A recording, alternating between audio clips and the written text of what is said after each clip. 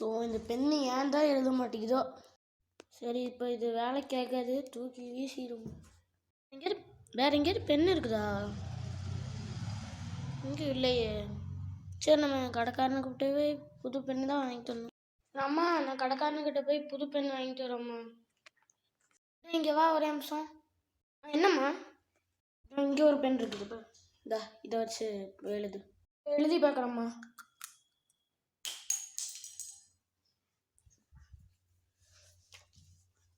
இது சுத்தமாக எழுத மாட்டேங்குது.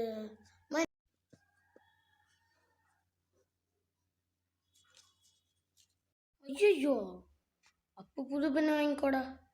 போயிட்டு வரேன். Few minutes later. அண்ணே, ஒரு பெண்ணு தாங்க.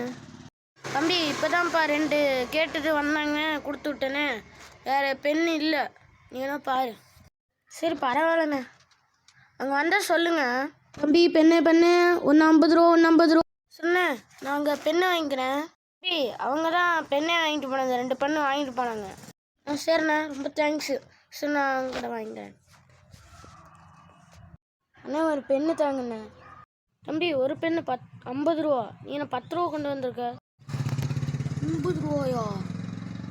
சரி, யோசிச்சு பார்ப்போம். 50 ரூபாயா? A few minutes later.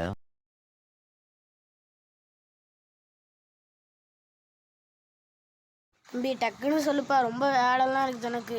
டக்குன்னு கொஞ்ச நேரம் இருங்கண்ணே. 50 ரூபாயா? நான் ஒரு 10 ரூபா தான் கொண்டு வந்திருக்கேன், கொஞ்சம் யோசிச்சுருக்கேன், இருங்க. 50 ரூபா என்னங்க, ரொம்ப வேலை ஜாஸ்தியாக இருக்குது. சரி, இருங்க, நான் கொஞ்சம் யோசிச்சுருக்குறேன். தம்பி, 50 ரூபா தான்ப்பா, 10 ரூபாய்க்கெல்லாம் கொடுக்க முடியாது. வேணும்னா வாங்கிடலாம், போ.